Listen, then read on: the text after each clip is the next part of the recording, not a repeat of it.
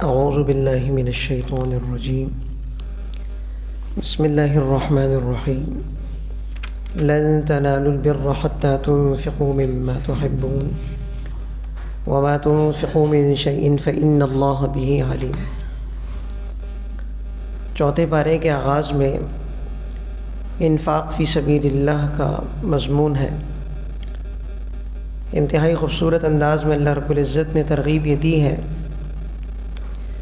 کہ تم نیکی میں کمال کا درجہ اس وقت تک حاصل نہیں کر سکتے جب تک کہ تم اپنی محبوب چیز اللہ کے رستے میں خرچ نہ کر دو۔ اس آیت کے نازل ہونے کے بعد متعدد صحابہ کرام رضوان اللہ علیہم اجمعین، جن کی صفت خود قرآن و سنت میں یہ بیان کی گئی ہے کہ عمل ابھی نازل ہوتا نہیں تھا کہ وہ حکم ابھی نازل ہوتا نہیں تھا کہ وہ عمل کرنے کے لیے تیار ہوتے تھے، تو نبی کریم صلی اللہ علیہ وسلم کی خدمت میں اپنے نفیس ترین اور محبوب ترین اموال لے کے حاضر ہو گئے کہ اے اللہ کے نبی، ہماری ملکیت میں سب سے نفیس مال یہ ہے، سب سے محبوب مال یہ ہے، اور اسے آپ اپنے رستے میں، اللہ کے رستے میں، سبیل اللہ میں، جس کا اللہ نے حکم دیا ہے، قبول فرما لیں۔ ایک نہیں متعدد واقعات ہیں۔ اسی طرح اس پارے کے آغاز میں اللہ رب العزت نے بیت اللہ کی چند فضیلتوں کو بیان فرمایا۔ پہلی فضیلت یہ بیان فرمائی کہ ان اول بیت وضع للناس للذی ببکۃ مبارکا وہدی للعالمین، کہ دنیا میں سب سے پہلا گھر لوگوں کی عبادت کے لیے جو تعمیر کیا گیا وہ بیت اللہ ہے، مبارک ہے، اور جہاں والوں کے لیے ہدایت ہے۔ دوسری فضیلت یہ بیان کی کہ فیہ آیات بینات مقام ابراہیم، کہ اس بیت اللہ میں اور اس کے ارد گرد میں بہت سی علامتیں اور نشانیاں ایسی ہیں جو اس کے افضل و معظم ہونے پر دلیل ہیں، من جملہ ان کے ایک مقام ابراہیم ہے۔ نمبر 3، ومن دخلہ کان آمنا، کہ صرف بیت اللہ نہیں بلکہ حدود حرم کا حصہ سارا کا سارا ایسا ہے کہ اس میں داخل ہونے والا امن سے ہو جاتا ہے، اس کو کسی قسم کی تعرض کی اس سے اجازت نہیں۔ چوتھی خصوصیت صرف اس بیت اللہ کی وہ بھی یہ ہے کہ یہ واحد اللہ کا گھر ایسا ہے کہ جس کے حج کی فرضیت تمام ان لوگوں پر ہے جو یہاں تک آنے کی صلاحیت رکھتے ہیں۔ فرضیت کی شرائط علماء کرام سے معلوم کریں۔ وَلِلَّهِ عَلَى النَّاسِ حَجُّ الْبَيْتِ مَنِ اسْتَطَاعَ إِلَيْهِ سَبِيلًا، قرآن کریم میں اللہ رب العزت نے نماز نہ پڑھنے والے کے بارے میں فرمایا ہے کہ نماز قائم کرو اور نہ پڑھ کے مشرک نہ بنو، اور حج کے بارے میں فرمایا ہے کہ جو حج کی فرضیت کا انکار کرے، اللہ کی اس نعمت کا انکار کرے، ومن کفر، جو انکار کرے تو اللہ تعالیٰ جہاں والوں سے مستغنی ہے۔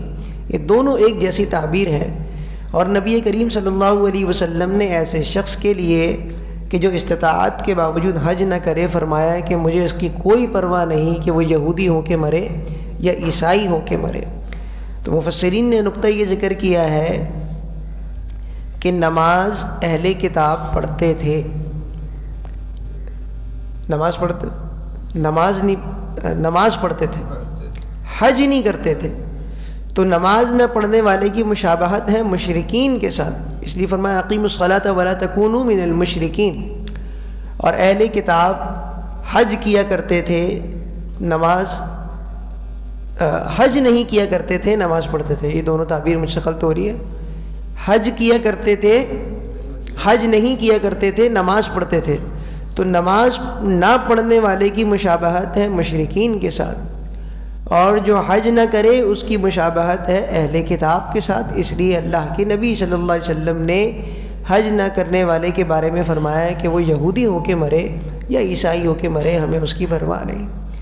آج ہم نے بہت سارے بہانے اپنے ساتھ جوڑ لیے ہیں، اور ہم میں سے ہر ایک آدمی اپنے خاندان، اپنے قرب و جوار کے مسائل کو جانتا ہے، جو خود کھڑے کر لیے ہیں اس نے کہ جب تک یہ کام نہیں ہوں گے تب تک ہم حج نہیں کریں گے، حالانکہ حج کے لیے ایسی کسی بہانے کی اجازت نہیں ہے۔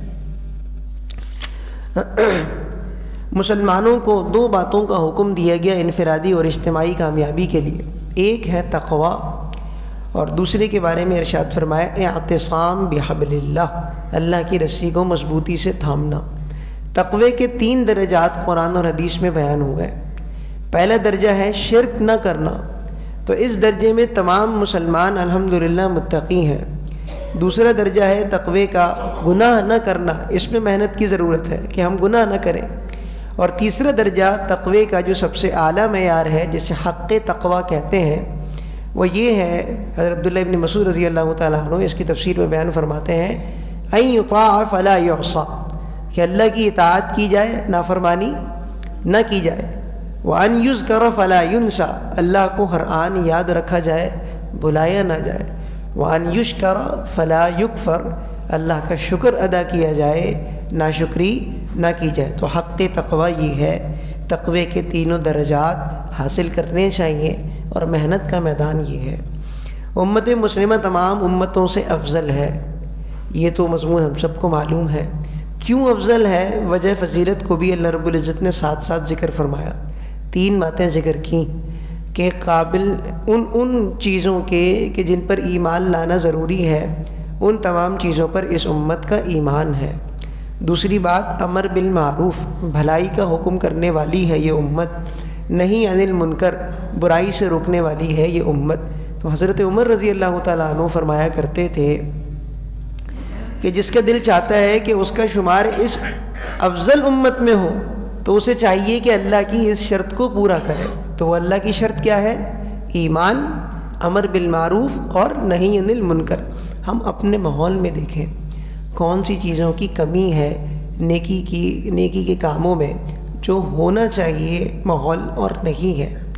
ہم علماء کرام سے پوچھ کے، اس کی تعبیرات پوچھ کے، اس عمل کا درجہ پوچھ کے، اس کی لوگوں کے اندر ترغیب دینا شروع کریں۔ دیکھیں کہ ہمارے ارد گرد میں کون کون سی خرابیاں ایسی ہیں جو نہیں ہونی چاہیے۔ علماء کرام سے پوچھ کے اور اس کی تعبیر معلوم کر کے اس برائی کو مٹانے میں اپنا کردار ادا کرنا چاہیے۔ لیکن امر بالمعروف اور نہی عن المنکر سیکھنے کی چیز ہے بھائی، اور یہ علماء سے سیکھنے کی، جاہلوں سے سیکھنے کی نہیں ہے۔ کون سے کام پہ کس درجے کا لفظ استعمال کرنا چاہیے، کتنی سختی ہونی چاہیے، کون سا کام ایسا ہے کہ جس کے لیے تعبیر اور سختی کے الفاظ کس درجے کے ہونے چاہیے، اس کو سیکھنے کی ضرورت ہے۔ ہر کام کو سیکھا جاتا ہے، لیکن ہمارے یہاں ایک مصیبت یہ ہے کہ دین کو سیکھتے نہیں ہیں، بلکہ دین کے سکھانے والوں کو سکھاتے ہیں۔ تو ضروری نہیں ہے کہ آپ کسی خاص جماعت میں داخل ہوں۔ امر بالمعروف اور نہی عن المنکر کے لیے اپنے ارد گرد کے ماحول کو، اپنے گھر کو، اپنے ماتحتوں کو، اپنی دکان کو، اپنے آفس کو ہم پاک کر سکتے ہیں اس فریضے کی ادائیگی سے کہ امر بالمعروف اور نہی عن المنکر میرے ماحول کے اعتبار سے کیا ہے۔ لیکن اس کے لیے آپ کو کسی متبحر عالم کی خدمت حاصل کرنی پڑے گی، یہ کسی جاہل کے بس کی بات نہیں ہے۔ منافقین اور کفار سے قلبی دوستی لگانے کی ممانعت کہ اے ایمان والوں، اپنے گھر کا بھیدی مت بناؤ انہیں، کہ اپنے اندر کے راز انہیں دے دو۔ اس کی وجہ کیا بیان فرمائی؟ نمبر 1، لا یعلونکم خبالا، تمہیں نقصان پہنچنے سے ان کو کوئی پریشانی نہیں ہے۔ نمبر 2، پریشانی نہ ہونا تو دور کی بات ہے، ودوا ما عنتم، ان کی قلبی خواہش یہ ہے کہ تم کسی مشقت اور مصیبت میں مبتلا ہو۔ نمبر 3، قد بدت البغضاء من افواہہم، کبھی کبھار ان کی یہ دشمنی اور تم سے حسد اور نفرت ان کے چہروں سے ظاہر ہوتا ہے۔ اور نمبر 4، وما تخفی صدورہم اکبر، کہ ظہور تو ایک الگ ہے، جو ان کے سینوں کے اندر تمہارے لیے کینہ اور بغض ہے وہ اس سے بہت بڑھ کر ہے۔ تو ان 4 بنیادی باتوں کی وجہ سے مسلمانوں کو اپنے اندر کے راز کفار کو نہیں دینے چاہیے، ان سے قلبی دوستی نہیں لگانی چاہیے۔ اس کے بعد اللہ رب العزت نے اپنی نصرت کو بیان فرمایا کہ اللہ تبارک و تعالی نے تمہارے ضعف کی حالت میں بدر میں بھی تمہاری مدد کی تھی، اور مدد اس لیے کی کہ تمہارے اندر 2 صفات پیدا ہو جائیں، ایک تقوی اور ایک شکر۔ تو بدر کو اللہ رب العزت نے یہاں پر بطور مقدمے اور تمہید کے ذکر فرمایا۔ اصل مقصود دور تک تقریباً 75 آیات میں غزوہ احد کا بیان ہے۔ رمضان المبارک سن 2 ہجری میں غزوہ بدر ہوا، جس میں مشرکین مکہ کو، قریش کو شکست فاش ہوئی۔ 70 بڑے بڑے رؤساء مارے گئے اور 70 بڑے بڑے ان کے رؤساء قید ہوئے۔ تو اعلان یہ ہوا کہ اگلے سال احد کے مقام پر ہمارا اور تمہارا مقابلہ ہوگا۔ تو سن 3 ہجری میں احد ہوا۔ مشرکین مکہ اس وقت میں خوب کیل کاٹے سے لیس ہو کر آئے۔ تو روایات میں آتا ہے کہ قریش کا لشکر 3000 نفوس پر مشتمل تھا، 200 گھڑ سوار، 700 زرہ پوش، 3000 اونٹ، 500 عورتیں بھی ساتھ تھیں، کہ یقین تھا کہ ہمیں فتح ملنی ہی ملنی ہے۔ اور مسلمانوں کی تعداد ان کے مقابلے میں صرف 700، اور اس میں بھی کسی کے پاس اسلحہ ہے کسی کے پاس نہیں، بے سر و سامانی کا عالم تھا۔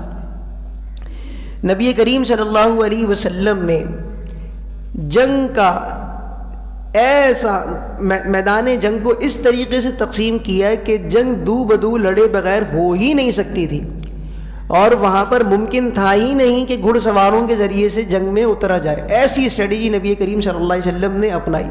تو بھائی میدان جہاد میں اترنے کے لیے لڑنے کے بڑھنے کے جو پینترے ہیں وہ آنے چاہیے۔ وہ آئیں گے نہیں اور کہیں گے کہ بھائی اللہ کی مدد آ جائے گی۔ اللہ کی مدد کیسے آئے گی؟ اللہ رب العزت نے دنیا کو اسباب کے ساتھ جوڑا ہے۔ اسلحہ چلانا آتا نہیں، دوڑنا آتا نہیں، پسینہ بہانا آتا نہیں، اور کہتے ہیں کہ مدد آئے گی۔ نہیں، مدد نہیں آئے گی ایسی صورت میں۔ تو نبی کریم صلی اللہ علیہ وسلم نے میدان کو ایسے تقسیم فرمایا کہ پیدل ہی لڑائی ممکن تھی، گھڑ سواری وہاں پر ممکن ہی نہیں تھی۔ دوسرا ایک اہم مسئلہ یہ پیش آیا کہ اس میدان میں ایک کونے کی جگہ ایسی تھی پہاڑ کے اوپر کہ جو بہت مسلمانوں کے لیے کمزور جگہ تھی، اور وہاں سے دشمن کا حملہ کرنا بہت آسان تھا، اور اگر حملہ ہو جاتا تو مسلمانوں کو بہت بڑی پریشانی کا سامنا کرنا پڑتا۔ نبی کریم صلی اللہ علیہ وسلم نے 70 کے قریب حضرات صحابہ کے ایک دستے کو جبیر ابن مطعم رضی اللہ تعالیٰ عنہ کی سرکردگی میں مقرر فرما دیا کہ، اور یہاں تک تعبیر فرمائی، یہاں تک آپ صلی اللہ علیہ وسلم نے جملے ارشاد فرمائے کہ تم اگر یہ دیکھو کہ پرندے ہماری لاش کو نوچ رہے ہیں تب بھی تم نے یہ جگہ نہیں چھوڑنی۔ جنگ شروع ہوئی، ان کے 8 بڑے بڑے علمبردار ایک کے بعد ایک قریش کے مرتے گئے، اور قریش کے پیر اکھڑ گئے اور بھاگنا شروع ہو گئے۔ اب تمام صحابہ کرام نے بشمول ان کے جو دستہ وہاں پر تیر اندازوں کا مقرر کیا تھا، یہ سمجھ بیٹھے کہ جنگ تو ختم ہو گئی، اور پہاڑ پہ جو دستہ مقرر تھا وہ 2 حصوں میں تقسیم ہو گئے۔ اکثر حضرات نے یہ کہا کہ نبی کریم صلی اللہ علیہ وسلم کے یہ سخت تاکیدی فرامین تو صرف جہاد کے موقع کے لیے تھے، جنگ کے موقع کے لیے تھے۔ جنگ تو ختم ہو چکی ہے اور تم دیکھ رہے ہو کہ مال غنیمت سمیٹا جا رہا ہے، تو چلو نیچے اتر کے ان کی مدد کرتے ہیں۔ اور تھوڑے سے صحابہ کرام نے کہا نہیں، اللہ کے نبی نے فرمایا تھا کہ تم اس میں بھی حصہ نہیں لینا، ہماری لاشوں کو نوچتے ہوئے بھی دیکھو پرندوں کو، تب بھی اپنی جگہ نہیں چھوڑنا۔ اور پھر جو کام اللہ تبارک و تعالیٰ کی طرف سے طے ہوتا ہے وہ تو ہو کے رہتا ہے۔ وہ جگہ چھوڑ دی ان حضرات نے، اور چند صرف صحابہ کرام گنتی کے وہاں پہ رہ گئے۔ حضرت خالد بن ولید رضی اللہ تعالیٰ عنہ جو ابھی تک مسلمان نہیں ہوئے تھے، انتہائی ماہر تھے، دیکھا یہ جگہ خالی ہے، پلٹ کر حملہ کیا، اور آنے واحد میں مسلمانوں کی فتح ظاہری شکست میں تبدیل ہو گئی۔ 70 صحابہ کرام رضوان اللہ علیہ مجمعین، جس میں بڑے بڑے کبار صحابہ تھے، شہید ہو گئے، جس میں نبی کریم صلی اللہ علیہ وسلم کے عم محترم حضرت حمزہ رضی اللہ تعالیٰ عنہ بھی شہید ہو گئے۔ اور لڑائی میں جبکہ کفار بھاگ چکے تھے، مجموعی تعداد قریش کی جو ہلاک ہوئے ان کی 22 تھی۔ پھر دوبارہ سے حملہ کیا مسلمانوں نے دل جمع کر کے، اور قریش کے پیر اکھڑ گئے۔ اب یہ دوبارہ بھاگنا شروع ہوئے۔ ایک مقام ہے، اس کا نام ہے حمراء الاسد، یہ مدینہ منورہ سے 8 میل کی دوری پر ہے۔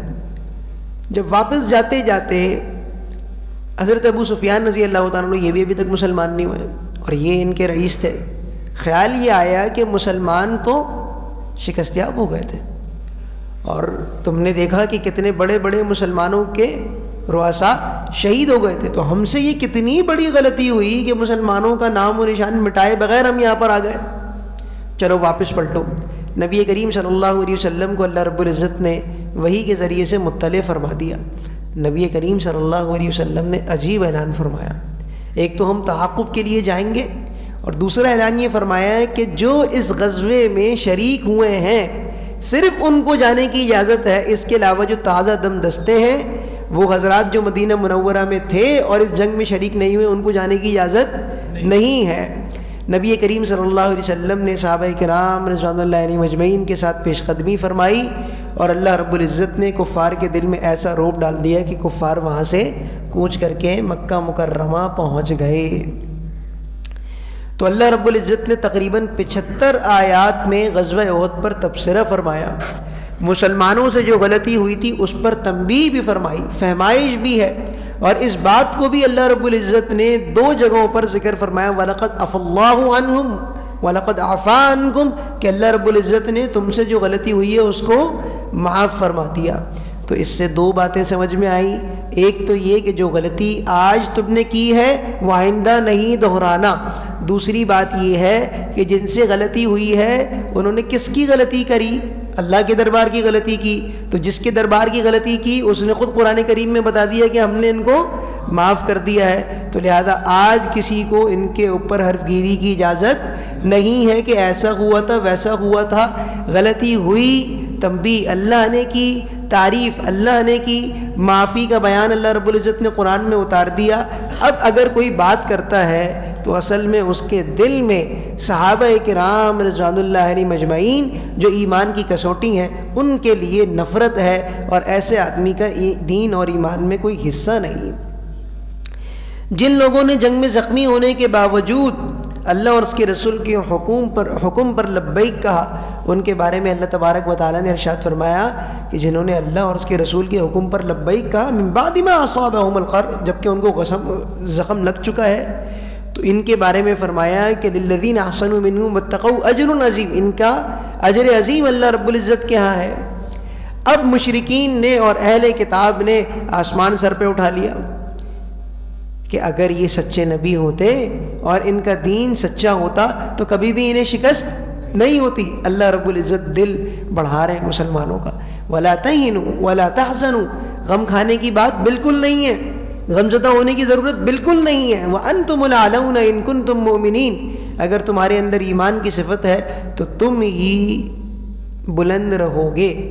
اور بات یہ ہے إِن يَمْسَسْكُمْ قَرْحٌ، اگر آج تمہیں زخم پہنچا ہے فقط مَسَّ الْقَوْمَ قَرْحٌ مِثْلُ، تو ان کفار کو اس جیسا زخم تم پہلے پہنچا چکے ہو۔ کب؟ غزوہ بدر میں۔ اور اللہ رب العزت نے ارشاد فرمایا کہ یہ دنیا ہے، وَتِلْكَ الْأَيَّامُ نُدَاوِلُهَا بَيْنَ النَّاسِ، ان دنوں کو تو ہم لوگوں کے درمیان الٹتے پلٹتے رہتے ہیں۔ اگر مسلمانوں کو ہمیشہ ہی فتح ہونی ہوتی تو یہ دارالامتحان کس بات کا تھا؟ اگر مسلمان ہمیشہ غازی ہی بنتے تو پھر کفار کی ابتلا کس میں ہوتی؟ پھر مسلمانوں کا امتحان کیسے ہوتا؟ اس سے ایک بات یہ پتہ چلی کہ آج کے بھی بہت سے ایسے لوگ جو ظاہر میں دیندار حلیہ رکھتے ہیں اور اصل میں دل میں جہاد کے حکم کی اور فرضیت کے انکاری ہیں، ان کو آپ نے یہ کہتے ہوئے سنا ہوگا، ارے دیکھو یہ فلسطین والے کب سے لڑ رہے ہیں، اور اب الحمدللہ افغانستان تو دوبارہ فتح ہو گیا، یہ افغانستان والے کب سے لڑ رہے ہیں، اور فلاں کب سے لڑ رہے ہیں، اور ایک ایک کر کے نام لیتے ہیں۔ اگر یہ پکے سچے مسلمان ہوتے تو انہیں کیا مل جاتی؟ فتح۔ یعنی سمجھتے یہ ہیں بے وقوف کہ ابھی میدان میں اترو گے نہیں کہ فتح یاب ہو جاؤ گے، ایسا کیسے ہو سکتا ہے؟ نبی کریم صلی اللہ علیہ وسلم نے ہجرت کے کتنے عرصے کے بعد مکہ مکرمہ کو فتح کیا ہے؟ 8-9 سالوں میں جا کے فتح کیا ہے۔ نبی کریم صلی اللہ علیہ وسلم موجود ہیں اور کتنی جنگیں لڑی گئی ہیں، اور سرور دو عالم صلی اللہ علیہ وسلم کی معیت میں کیا غزوہ احد میں ظاہری شکست کا سامنا کرنا نہیں پڑا تھا؟ یہ کس نے دلیل بیان کر دی ہے، اور یہ کہاں سے استدلال کرتے ہیں کہ اگر مسلمان پکے سچے دین پر ہوں گے تو وہ شکست یاب نہیں ہوں گے؟ بلکہ یہ اٹھا کے دیکھیے اس آیت کا شان نزول، اور ہم ہر دفعہ اس بات پر متنبہ کرتے ہیں، وَلَا تَهِنُوا وَلَا تَحْزَنُوا وَأَنْتُمُ الْأَعْلَوْنَ إِن كُنتُم مُؤْمِنِينَ۔ یہ اعتراض مشرکین اور اہل کتاب کا تھا کہ اگر تم سچے پکے مسلمان ہوتے تو تمہیں شکست نہیں ہوتی۔ دنیا کے اندر مسلمانوں کو فتح بھی ملے گی اور مسلمانوں کو شکست بھی ملے گی، لیکن یہ بات بھی طے ہے کہ آخر میں ظاہری غلبہ بھی قیامت سے پہلے اللہ رب العزت اسلام اور مسلمانوں کو کامل طور پر عطا فرمائیں گے۔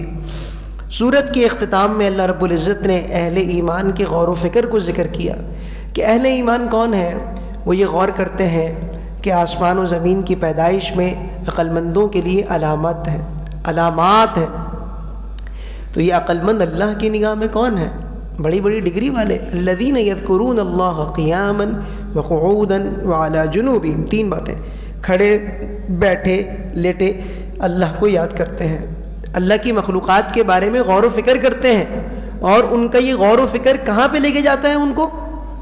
سائنسی تحقیقات منع نہیں ہے، لیکن عقل مند وہ ہے کہ دنیا میں غور کرنے سے اس کو نتیجہ یہ حاصل ہو جو اللہ نے ذکر کیا کہ وہ یہ کہتے ہیں ربنا ما خلقت ھذا باطلا، اے اللہ آپ نے اس نظام کو بیکار پیدا نہیں کیا. تو پھر نتیجتاً ان کے قلب میں خشیت پیدا ہوتی ہے. وہ کہتے ہیں سبحانک فقنا عذاب النار، آپ کی ذات پاک ہے، آپ ہمیں جہنم کے عذاب سے بچا لیجئے.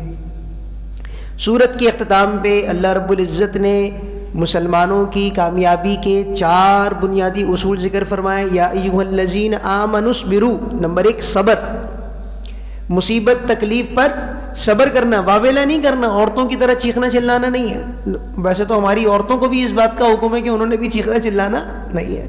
نمبر 2 وصابروا، مصابرہ اختیار کرو. مصابرہ کا مطلب یہ ہے دشمن کے مقابلے میں دشمن سے زیادہ دیدہ دلیری اور صبر کا مظاہرہ کرو. دشمن کفر پر ہے، باطل پر ہے، پھر بھی لڑ رہا ہے، پھر بھی جم رہا ہے، تو مسلمانوں کو حق پر ہوتے ہوئے کتنا صبر کرنا چاہیے اور کیسی تیاری کرنی چاہیے؟ تو مصابرہ. نمبر 3 مرابطہ. مرابطہ کا معنی یہ ہے کہ دشمن سے مقابلے کے لیے تیار رہو. تو لہذا جتنا جدید اسلحہ ہے وہ بنتا کیسے ہے، چلتا کیسا ہے، آج جدید دنیا کے اندر جنگیں کیسے لڑی جاتی ہیں، یہ سب معلوم ہونا چاہیے مسلمانوں کو.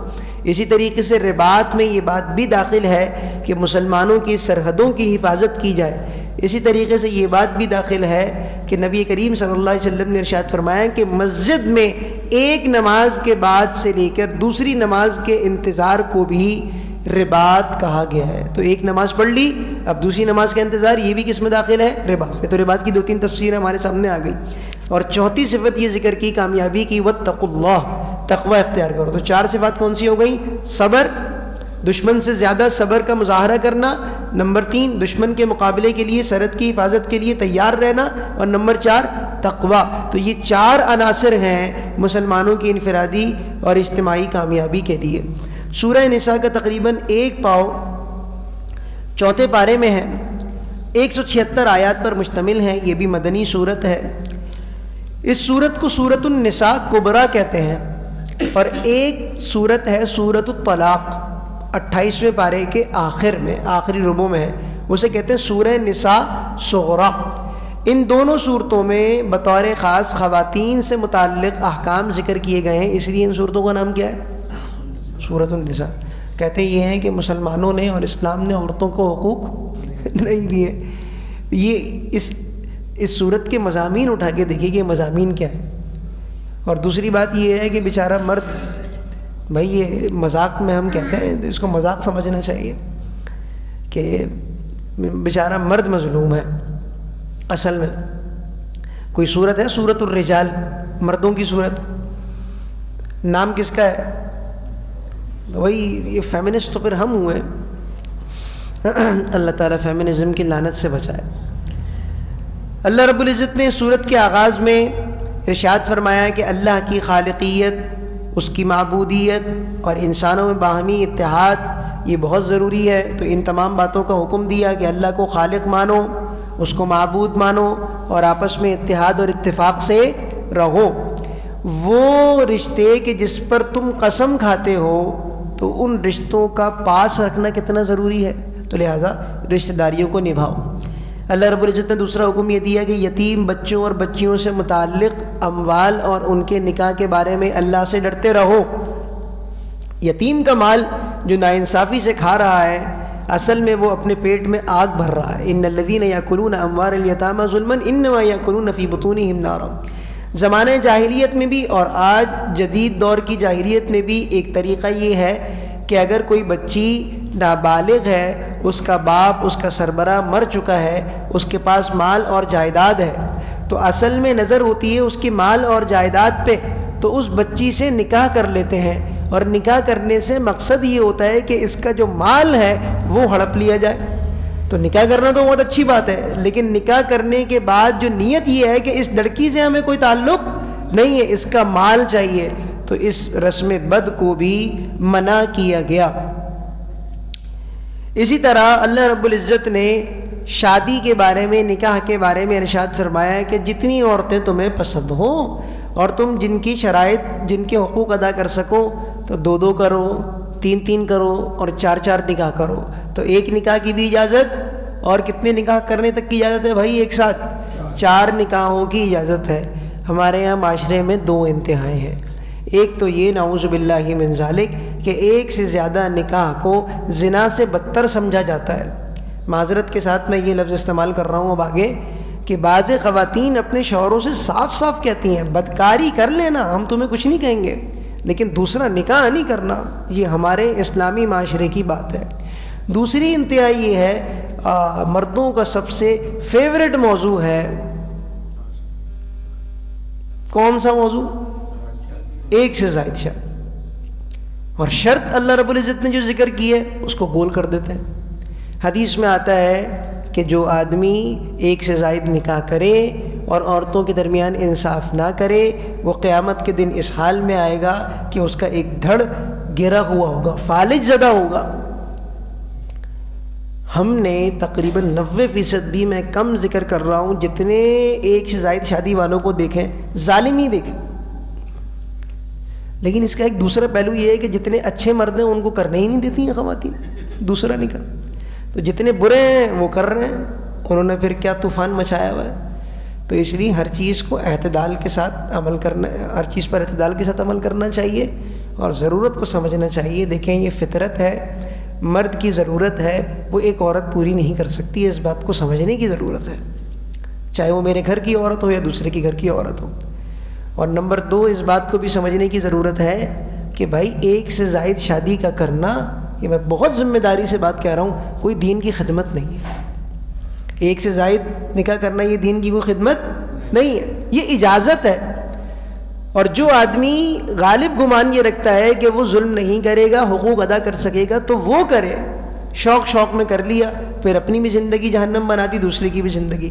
ہمارے اساتذہ کرام علماء جو فرماتے ہیں کہ بھائی دین کا کام کرنے والوں کو بطور خاص ایک سے زائد شادی کرنی ہی نہیں چاہیے. پھر وہ نہ کسی کام کے رہتے، نہ دین کے رہتے ہیں، نہ دنیا کے رہتے ہیں. اسی طرح اللہ رب العزت نے اس صورت میں وراثت کے تفصیلی احکام کو بیان فرمایا ہے.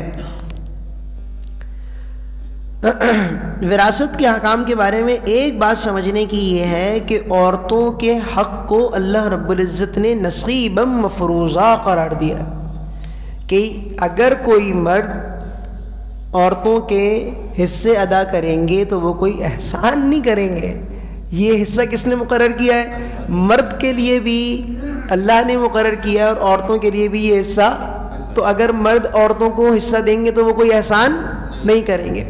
دوسری بات یہ ہے کہ عورتوں کے حقوق، وراثت کو اللہ رب العزت نے، وراثت عام ہے چاہے وہ مرد کا حق ہے یا عورتوں کا حق ہے، تو وراثت کو اللہ رب العزت نے اپنی وصیت قرار دیا ہے اور متعدد دفعہ ارشاد فرمایا یوصیکم اللہ فی اولادکم وصیۃ من اللہ، کہ یہ وصیت کس کی ہے؟ اللہ کی. ہم لوگوں کی وصیت پوری کرنے کے لیے کیسی ایڑی چوٹی کا زور لگاتے ہیں، یہ وصیت کس کی ہے؟ اللہ کی وصیت ہے. تو بس ایک بات یاد رکھنے کی یہ ہے کہ جس قدر جلدی ہو اس قدر وراثت کو تقسیم کیا جائے. اور دوسری بات یاد رکھنے کی یہ ہے کہ جب بھی وراثت تقسیم ہو ایک مشترکہ تحریری سوال نامہ بنائیے اور اس کو کسی مستند دارالافتاء میں جمع کرائیے اور وہاں سے تحریری دستاویز لینے کے بعد اس کو تقسیم کریں، تاکہ بعد میں ہمارے بہن بھائیوں کی اولاد یا ان کی اولاد کے بھی دل میں کسی قسم کا میل نہ آئے. پہلی بات کیا ہو گئی؟ وراثت کو جلد سے جلد تقسیم کرنا. اور دوسری بات کیا ہو گئی؟ ایک تحریری دستاویز تیار کرنا. سوال نامہ بنایا جائے، ابا کا انتقال ہوا، اماں کا انتقال ہوا، دادا کا انتقال ہوا، جس کا بھی انتقال ہوا، اتنے وارث ہیں، یہ ترکہ ہے، اتنی جائیداد منقولہ ہے، اتنی غیر منقولہ ہے، یہ تفصیل ہے، مفتی صاحب بتائیے، اور لکھ کے جواب لے کے ہر ایک کو ایک کاپی دے دی جائے، ریسیونگ لے لی جائے اور اس کے مطابق تقسیم کر دیا جائے. اسی طرح اس پارے کے آخر میں اللہ رب العزت نے محرمات کو بیان فرمایا، ان عورتوں کو کہ جن سے نکاح کرنا ناجائز ہے۔ 3 قسم کے رشتے ہیں، ایک ہے نسبی رشتہ، خونی رشتہ۔ تو خونی رشتے کی بہت سی عورتیں انسان کے اوپر حرام ہیں، ماں ہے، بہن ہے، بیٹی ہے، خالہ ہے، پھوپھی ہے وغیرہ۔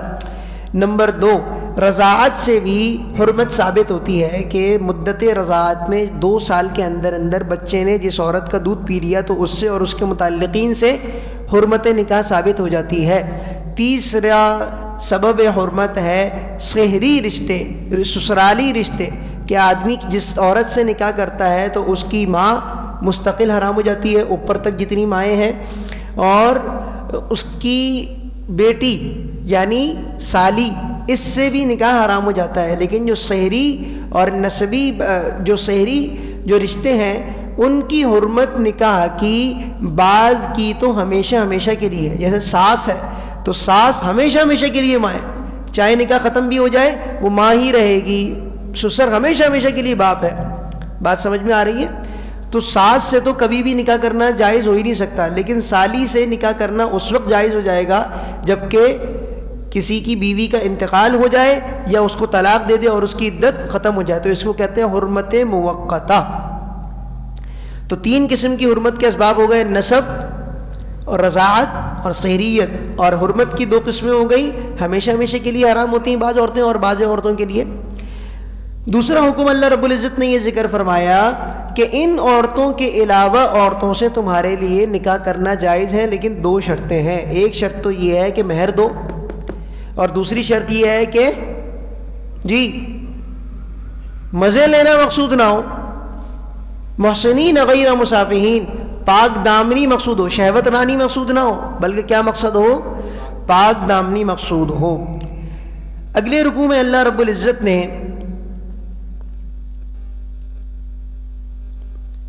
ارشاد فرمایا کہ ایک دوسرے کے مال کو لینے کی 2 صورتیں ہیں، 2 شرطیں ہیں۔ دوسرے کا مال لینا اس وقت جائز ہے جبکہ کوئی تجارت ہو، لین دین ہو، اور نمبر 2 وہ بھی رضامندگی کے ساتھ ہو۔ گھر کے اندر کی زندگی کیسے درست ہوگی؟ معاشرتی احکام، اس کے بارے میں پہلا حکم یہ فرما دیا کہ حاکمیت مرد کو حاصل ہے۔ ایک چھوٹی سی دکان سربراہ کے بغیر چل سکتی ہے؟ نہیں چل سکتی۔ تو اتنا بڑا گھر کا نظام یہ بغیر سربراہ کی کیسے چل سکتا ہے؟ تو سربراہی کس کی ہے؟ نمبر 1 مرد کی ہے، عورت کی نہیں ہے۔ دوسری بات یہ ہے کہ اب اس سربراہ کو اگر عورت کی اصلاح کی ضرورت پیش آ جائے، عورت مانتی نہیں ہے، تو وہ کیسے سمجھائے؟ 3 درجے بیان کیے۔ پہلا درجہ یہ ہے کہ اس کو پیار سے، محبت سے سمجھاؤ، بات مان لے، ٹھیک ہے۔ نہیں مانتی بستر علیحدہ کر لو، نہیں مانتی تو پھر اب پٹائی کی اجازت ہے۔ لیکن پٹائی کی تفسیر میں عملی طور پر دکھاتا ہوں نا اب لوگوں کو ہر دفعہ، پٹائی کی تفسیر کی کیا بات ہے؟ چہرے پر مارنے کی اجازت ہے شرعاً؟ ناجائز ہے۔ جو نازک اعضاء ہیں ان پر مارنے کی اجازت ہے؟ نہیں ہے۔ اسی طریقے سے اس طریقے سے مارنے کی کہ جس سے ہڈی ٹوٹ جائے، خون نکل آئے یا نشان پڑ جائے، اس کی اجازت ہے؟ نہیں ہے۔ تو بس اتنی مار رہ گئی، بس اس سے زیادہ کی اجازت ہے نہیں۔ لیکن یہ بات بھی سمجھنے کی ہے کہ قرآن کے مخاطب ہر قسم کے لوگ ہیں، شہری بھی ہیں، دیہاتی بھی ہیں، پڑھے لکھے بھی ہیں، ان پڑھ بھی ہیں، متمدن اقوام بھی ہیں اور غیر متمدن اقوام بھی ہیں۔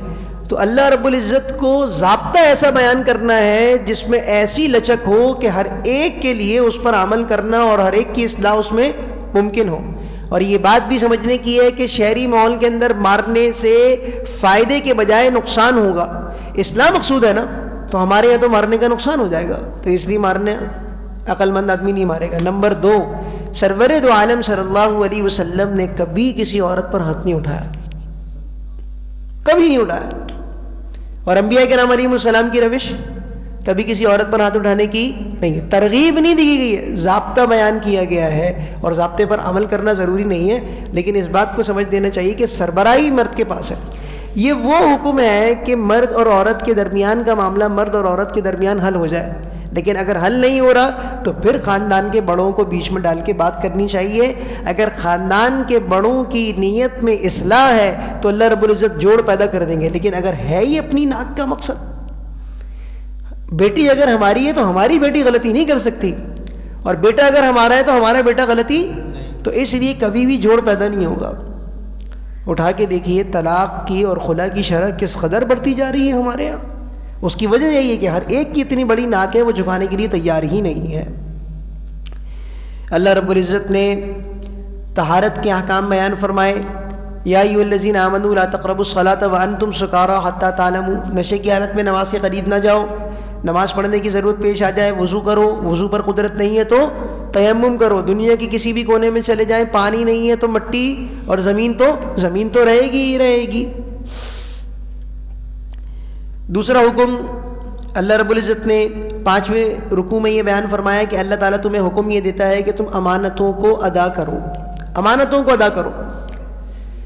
یہ تو ایک عام حکم ہے، اور شان نزول یہ ذکر کیا گیا ہے کہ ایک مرتبہ سرور دو عالم صلی اللہ علیہ وسلم بیت اللہ کے اندر جانے کے ارادے سے آگے بڑھے، اور کنجی بردار ہیں حضرت عثمان بن طلحہ رضی اللہ تعالیٰ عنہ، وہ اس وقت تک مسلمان نہیں ہوئے تھے، چابی ان کے پاس تھی، انہوں نے روک دیا، جانے نہیں دیا نبی کریم صلی اللہ علیہ وسلم کو۔ نبی کریم صلی اللہ علیہ وسلم نے ان سے سوال کیا، عثمان بتاؤ، ایک دن ایسا ہوگا یہ چابیاں میرے ہاتھ میں ہوں گی، جسے میں چاہوں گا داخل ہونے دوں گا، جسے چاہوں گا منع کر دوں گا، کیا حال ہوگا تمہارا اس دن؟ کہا کہ اس دن عزت پامال ہوں گی اور قریش ذلیل ہو جائیں گے۔ آپ نے فرمایا نہیں، عزتیں بحال رہیں گی اور قریش اس دن ذلیل نہیں ہوں گے، عزت دار ہوں گے، او کما قال صلی اللہ علیہ وسلم۔ وقت گزرتا گیا، فتح مکہ ہو گیا، حضرت عباس، حضرت علی رضی اللہ عنہما، ان سے فرمایا گیا بھائی چابی لے کر آؤ۔ عثمان بن طلحہ کو ڈھونڈا گیا، بھاگتے بھاگتے وہ بیت اللہ کی چھت پہ چڑھ گئے۔ حضرت علی کرم اللہ وجہ چھت پہ چڑھ کے ان سے چابی چھین کے دروازہ کھول دیا، اور آپ صلی اللہ علیہ وسلم نے نماز پڑھی۔ نماز پڑھی تو یہ آیت نازل ہو گئی، ان اللہ یأمرکم ان تؤدوا الامانات الی اہلہا، اللہ تمہیں یہ حکم دیتا ہے کہ امانتوں کو ان کے مالکوں کو واپس کرو۔ تو قصہ یہ ہوا تھا کہ جب حضرت عثمان بن طلحہ سے چابی چھیننے لگے حضرت علی، تو جیسے بچے حرکت نہیں کرتے کہ چیز بھی دوسرے کی ہے اور اسی کی چیز اسی کو دی جا رہی، کہتے ہیں امانت ہے، بھائی مالک تو حضور اکرم صلی اللہ علیہ وسلم ہے، امانت کا کیا مطلب ہے؟ تو دیتے ہوئے انہوں نے کیا کہا، یہ امانت ہے۔ تو امانت کا لفظ بھی جہاں پر آ جاتا ہے تو مسلمان اس قدر متنبہ ہو جاتا ہے کہ امانت یہ ضائع نہیں ہو۔ اللہ کے نبی نے فرمایا ہے کہ اس آدمی کے اندر ایمان نہیں جس کے اندر امانت کا وصف نہیں۔ تو چونکہ امانت کا لفظ آ گیا تھا، اللہ رب العزت فرما رہے ہیں کہ امانت کو واپس کرو۔ نبی کریم صلی اللہ علیہ وسلم نماز سے فارغ ہوئے، اب حضرت عباس بھی چاہ رہے ہیں چابی ہمارے پاس آ جائے، حضرت علی بھی چاہ رہے ہیں، قریش ہے نا، اور خدمت جو ہے بیت اللہ کی انہی کے پاس تو تھی، تو کہا کہ یہ چابی کی خدمت بھی قریش کے پاس آ جائے گی۔ تو نبی کریم صلی اللہ علیہ وسلم نے حضرت عثمان رضی اللہ تعالیٰ عنہ کو بلا کے ان کے چابیاں سپرد کر دی اور کہا قیامت تک تمہارے پاس رہیں گی اور ظالم ہی تم سے چھینے گا۔ اور آج بھی کس کے پاس چابی ہے؟ حضرت عثمان رضی اللہ تعالیٰ عنہ کے خاندان والوں کے پاس ہی ہے۔ چھٹے رکوع میں اللہ رب العزت نے ارشاد فرمایا کہ تم نہیں دیکھتے اس کو کہ جو یہ سمجھتا ہے اور یہ دعویٰ یہ کرتا ہے کہ وہ ایمان رکھتا ہے اس وحی پر جو کہ اللہ کے نبی پر نازل ہوئی، حالانکہ وہ فیصلہ کرانے کے لیے شیطان کے سربراہ کے پاس جاتا ہے۔ واقعہ یہ ہے کہ ایک منافق جو ظاہر میں مسلمان تھا، اس کا ایک یہودی کے ساتھ معاملہ ہو گیا۔ تو یہودیوں کو بھی یہ بات معلوم تھی کہ انصاف کہاں سے ملے گا؟ حضور اکرم صلی اللہ علیہ وسلم کے پاس ملے گا۔ تو یہودی یہ کہتا ہے کہ محمد کے پاس چل، اور منافق یہ کہتا ہے کہ کس کے پاس چل؟ یہود کا جو عالم ہے، کیا نام ہے اس کا یہاں پر ابھی؟ جی نہیں، اس کا نام کیا ہے؟ تو وہ اس وقت جو یہودیوں کا نام ذہن سے نکل گیا، وہ یہ کہہ رہا ہے کہ اس کے پاس چل۔ کون؟ مسلمان جو ظاہر میں ہے، منافق۔ غرض یہ کہ نبی کریم صلی اللہ علیہ وسلم کی خدمت میں آئے اور نبی کریم صلی اللہ علیہ وسلم کیا تو انصاف تھا، یہودی کے بارے میں فیصلہ دے دیا مسلمان کے خلاف۔ اب جاتے جاتے مسلمان جو منافق ہے اصل میں وہ یہ کہہ رہا ہے آؤ ذرا عمر کے پاس چلتے ہیں، عمر سے بھی ذرا فیصلہ کروا لیتے ہیں۔ فیصلہ کروانے کے لیے گئے، باتوں باتوں میں یہودی نے بتا دیا کہ یہ فیصلہ اللہ کے نبی کے پاس، یہ مقدمہ اللہ کے نبی کے پاس جا چکا ہے اور فیصلہ وہ یہودی کے حق میں دے چکا ہے۔ حضرت عمر رضی اللہ عنہ نے فرمایا آپ حضرات تشریف رکھیں، میں آتا ہوں۔ حضرت اندر گئے، تلوار لے کر آئے اور اس منافق کی گردن اتار دی اور کہا یہ فیصلہ ہے اس کا جو اللہ اور اس کے رسول کے فیصلے کو نہیں مانتا۔ یہاں پر دو باتیں سمجھنے کی ہیں، ایک تو حضرت عمر رضی اللہ تعالیٰ عنہ نے اس کے ارتداد پر استدلال کیا ہے یہ کہ یہ آدمی مرتد ہو گیا، اور دوسری بات یہ سمجھ لیجئے کہ حضرت عمر رضی اللہ تعالیٰ عنہ عام آدمی نہیں ہے اور ہم نے اس کو مار دیا، اس کی اجازت ہے نہیں۔ حضرت عمر رضی اللہ تعالیٰ عنہ کے مقام کو بھی سمجھنا ہے کہ حضرت عمر رضی اللہ تعالیٰ عنہ کیا ہے؟ قاضی ہیں، اور یہ کس کی طرف سے مقرر ہے؟ نبی کریم صلی اللہ علیہ وسلم، تو اتھارٹی ہے، تو اتھارٹی نے یہ کام کیا ہے، ایک عام آدمی نے یہ کام نہیں کیا۔ اور دوسری بات حضرت عمر رضی اللہ تعالیٰ نے استدلال کیا ہے کہ یہ مرتد ہو گیا ہے، تو لہذا قاضی نے اس کے اوپر سزا جاری کر دی اور اس کو مار دیا، تو گویا کہ یہ حکومت کا ہی فیصلہ تھا حضرت عمر کا۔ تو اس لیے ہمارے یہاں کسی کو قانون ہاتھ میں یاد لینے کی اجازت مجھے اور آپ کو نہیں ہے۔ اس کے بعد اللہ رب العزت نے متعدد آیات میں جہاد اور قتال کے احکام کو بیان فرمایا اور بہت ہی پرشکوہ انداز میں ارشاد فرمایا تمہیں کیا ہو گیا، اللہ کے راستے میں لڑتے نہیں ہو؟ والمستضعفین من الرجال والنساء، دیکھو کمزور مرد مسلمان، کمزور مرد، کمزور عورتیں اور بچے یہ کہتے ہیں کہ اللہ ہمیں اس بستی سے نکال دے کسی طرح کہ جس کے باشندے ظلم کرنے والے ہیں، اور اپنی طرف سے ہمارے لیے کوئی مددگار اور سلطان پیدا فرما دے۔ تو تمہیں کیا ہوا کہ تم جہاد نہیں کرتے؟ اب ہم دیکھیں مسلمانوں کا کیا حال ہے اس وقت میں، اور ہم سے کیا نہیں ہو رہا بھائی، صابن نہیں چھوٹ رہا، لوریل کی کریم نہیں چھوٹ رہی ہے، لکس کا صابن نہیں چھوٹ رہا ہے، ہیڈ اینڈ شولڈر شیمپو نہیں چھوٹ رہا ہے۔ ہم کیا جہاد کریں گے یار؟ بچوں سے ہمارے کٹ کیٹ نہیں چھوٹ رہی ہیں، کیڈبری نہیں چھوٹ رہی ہے، لو کے بسکٹ نہیں چھوٹ رہے ہیں، ہم کیا کیسے کس منہ سے جہاد کریں گے؟ اور کہتے بھی ہیں کہ جہاد کی فرضیت ہم سے اس قدر تو ہو نہیں رہا ہے کہ KFC چھوڑ دیں، میکڈونلڈ چھوڑ دیں، یہ نہیں ہو پا رہا۔ آج کتنا بڑا طبقہ ایسا ہے کہ جس نے دوبارہ سے بائیکاٹ کو چھوڑ دیا ہے، بائیکاٹ کیا ہی نہیں تھا۔ ہم اپنے گریبان میں جھانکیں کہ کس قدر ہم پستی کا شکار ہیں کہ جہاد تو کجا، ہم دشمنوں کے دست و بازو بن کے ان کا۔ ابھی خبر آپ سب نے سنی ہوگی، ترکی کے اندر جو ہے وہ KFC نے اپنی تمام کئی 100 پر مشتمل ان کی برانچیں تھیں، وہ سب دیوالیہ ہو گئی، بند ہو گئی۔ غیور قوم ہے، اور ایک ہمارے ہیں، کسی سے بات تو کر کے دیکھیں، وہ لڑنے کے لیے تیار ہے، دوسروں کو چھوڑ دیں۔ بھائی اصلاح کا طریقہ یہ ہے کہ میں اپنی ذات سے شروع کروں، اپنی اولاد سے شروع کروں۔ میری اولاد بات نہیں مانتی ہے، جوتے لگاؤں اس کو کہ مسلمانوں کے بچے مر رہے ہیں اور تجھے کرکٹ کھانی ہے، جوتے لگائے ہو۔ ایک دفعہ اس کو بیکری پہ جوتے لگا دے، یہ بول کے بیکری پر جوتے لگا دے۔ اس کو لو کا بسکٹ چاہیے، اس کو پرنس چاہیے، کھانا ہے، ایک دفعہ جوتے لگا دیں۔ اللہ کے لیے تو لگاؤ بھائی۔ گلاس توڑنے پر جوتے مارتے ہیں، صبح اسکول نہ جانے پر جوتے مارتے ہیں، امت کا کوئی درد نہیں ہے۔ بیوی یہ بولتی ہے کہ مجھے جو ہے وہ کاسمیٹکس کا فلانا سامان چاہیے۔ عورت تو عورت، مردوں کا حال یہ ہوا ہے۔ چلے مجھے اپنا یاد آ گیا، مجھے ابھی کوئی پچھلے 8-10 دن میں یاد نہیں، میں نے اپنے چہرے پر صابن لگایا، تو بھائی مرد کو کہاں سے ضرورت پڑ گئی صابن کی؟ پتہ نہیں کون کون سے صابن لگا رہے ہیں، کریم لگا رہے ہیں، پھر بھی چہرے میں معذرت کے ساتھ پھٹکار برس رہی ہے۔ مرد عورتوں سے زیادہ برا حال ہوا ہے۔ ہم نے اپنے آپ کو کس قدر الجھا لیا ہے۔ تو بس میں یہاں پر بس اتنی اس قدر سخت بات اس لیے کر رہا ہوں، ترغیب چلائیے، اپنے آپ کو بھی سمجھائیے، ارے بھائی صابن نہیں لگاؤ گے تو کیا ہوگا؟ ہمارا تو تجربہ یہ ہے، صابن لگانا چھوڑ دو، چہرہ صحیح ہو جائے گا۔